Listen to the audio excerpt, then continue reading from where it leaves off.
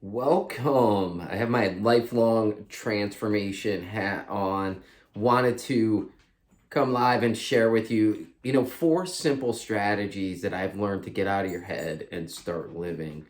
Um, a, a lot of people may not understand what get out of your head is. And if you've been listening to some of the survival mode podcasts or some of the podcasts, you might have heard my story that I had, been diagnosed out of nowhere with a brain tumor. And it was a life changing experience for sure. And it's taught me so much.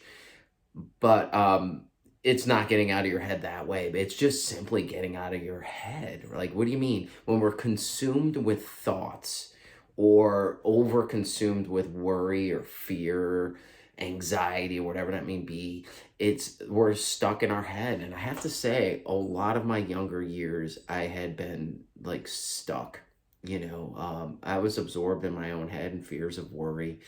Come to find out, a lot of the childhood trauma had just carried on to my adult life. I was super determined to get past it at a young age. I realized when I was in high school, even in college, I was like, I needed help. And being stuck in your head and getting out and living life. I learned. It took me a little bit, but I learned for sure. And then later, getting a life changing diagnosis like that, I started to reach out and talk to more people that have been impacted by trauma. But think about it, when I'm recording this, we are in the midst or maybe coming out on the other side of a pandemic, right? And all of us have been impacted by this event, life changing. People are dying. Our lives had changed, and it has caused us to somewhat retreat in our lives. Now, I've come up with some four simple tips that would be helpful, that I found super helpful in getting out. And it's, you think that it's all this like new age things, but it's not. It's some simple things. One of the things that I found is probably the most critical is just get up and start moving. Just get up. I think sometimes when we're impacted by fear, anxiety, and trauma, or anything, depression, it kept me or keeps us moving or not doing anything. We just don't feel like it. It's that, like, "Oh, I don't feel like it," or "I'm feeling down." And one of the things that I found is, no matter how hard it was I said, let me get up and move. Let me get on my elliptical. Let me go for a walk. Let me do some push-ups. Let me do some pull-ups. Let me get on my elliptical. And I found that once I've done that, and once I got like that heart rate going, I got the endorphins going, I started to feel better. I encourage you to do that in the morning. In the morning is usually a better time. Honestly, I to say I haven't done it in the evening would be a lie. I've done it in the evening. I've had a long day. I've been stressed out. I'll go for a run. I'll do something like that. After that, it brings me back and keeps me grounded, and I feel better. The other thing is get connected. What do I mean by get connected? There's two ways to get connected. It's getting connected to others. So encourage some sort of group, friends group, social media group. Start communicating and connecting. Church group, whatever it may be. I find getting connected is an antidote. Helping one person, helping a small group, reaching out and doing something to connect with another human being. The other thing too is connecting with ourselves. Oftentimes when we're not connected to others, we're not connected to ourselves. And if we're not connected to ourselves, it's hard to connect to other people. So I encourage you, start to connect with yourself. How can you connect with yourself? You could pray, and that's connecting with God or higher self, whoever you may believe. I'm a Christian, so I believe in God and Jesus and all that. So I stay connected that way. But do some mindfulness practice. Do, you know, do some yoga. Yoga is like an open eye meditation. Dance or singing or anything like that that connects to ourselves. Oftentimes, people that have been involved in trauma or trauma survivors or anything like that, they become so disconnected from themselves, they don't even realize about themselves. We don't look at ourselves in the mirror. Or not connected to ourselves and our bodies. So these are some simple things, and it doesn't have to be this long project. It's even if you do it for a few minutes. The other thing I've done is keeping a journal. I know you hear it everywhere. Like, keep a journal.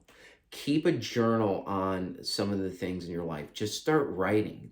5 minutes a day, write wins, things that are on your mind, things, and you'll find that some things come through magic, through the magic of the pen, and all of those things. There's one thing that I want to really mention about getting out of our head. And oftentimes it's we're consumed with fear, or we've had some fear or anxiety or something, right? Or we're worried about something. We're just stuck in our heads. We can't be present with the people in our lives. And sometimes if you've had a big event or if it's gone on for a long time, we often say no to things. We say no to doing things. We say no to certain activities. And I call that fearing out. And it's not because we don't feel like it, but maybe we're afraid. And I call it fearing out. So, what parts and times in your life have you feared out of things?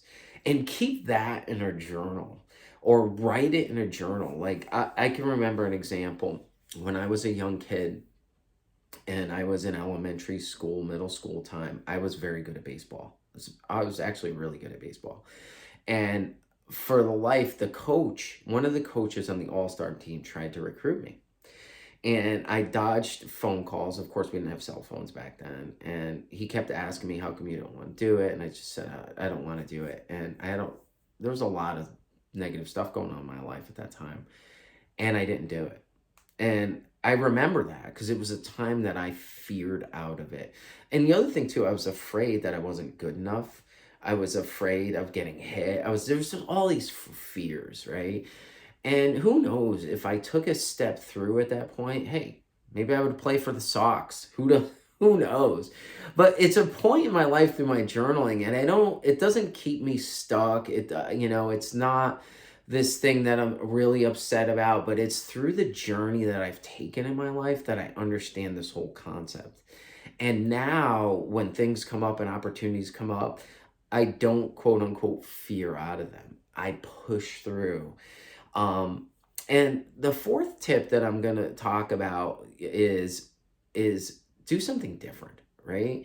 Like, have you ever, had this inclination, like you want to start dancing, or you want to start, doing kickboxing, or, joining a book club or whatever, do something different than what you normally do. That is a huge thing. Start doing these little activities, start really getting involved. And those are the things in that process that start transforming our lives. So number one, get up and get moving. 2, get connected. Connect to others and connect to self. Number 3, keep a journal. And number 4, do something different. Start doing some different things. Even if it's, doing something different in the moment. Like, oh my God, I'm going to go for a hike that I haven't gone on in probably a year, or whatever. Reach out to a friend that you haven't talked to in a while. In this journey called life, getting out of our head and starting to live is really what it's all about. And no matter how hard it is, right? Fear is going to crop up. Punch fear in the face. Honestly, punch fear in the face and tell yourself this mantra, because this is a mantra I've told myself, is we do hard things. When I was going through the brain tumor, I was going through surgery, each little step I just kept saying. And earlier that year, my mom passed away. I had to go through some stuff with that. I just said to myself, we do hard things. I say it to myself out loud, we do hard things. And I just did it, and I took one step. The other thing too is celebrate that win. Even if it's a small one. These small, seemingly meaningless things are probably the biggest things. And start identifying them, stacking those wins. So, take a listen to this again. I'd love if you, wherever you hear this from, share it, tell me about how things have changed for you. And I'd love to hear your experience on some of these things. So have an awesome, awesome day.